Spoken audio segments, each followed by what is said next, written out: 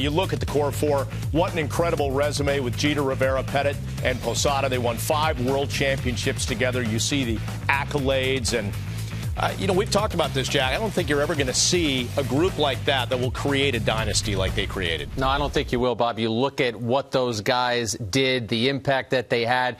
You go right up the middle, too, with Posada, then the guys on the mound, and then Jeter at shortstop. And even though he wasn't part of the core four, don't forget Bernie Williams and the big impact that he had. I get a kick out of what Mariano Rivera said at the end there, because I spoke to Derek Jeter in spring training. I asked him about his post-playing plans, and he is serious about wanting to own a baseball team. He knows that he would have to get an ownership group together. Also, a team has to actually come up for sale. But is anyone going to doubt Derek Jeter at this point? I mean, everything that he has pointed toward in his career has been able to accomplish. I think that's next on his list. Well, it's, the graphic there with the core four, it just brings me back to the clubhouse and how different all of these men were and how they handled their business. Obviously, Derek Jeter being the captain in 03, and I remember thinking back in that clubhouse in Cincinnati when they announced he was going to be given the captaincy. Everybody looked around and said, what's the big deal? I mean, he was our leader anyway. It was just all of a sudden getting the title. But, Mariano dealt with the pitching staff. Jorge dealt with the whole team. He was more vocal.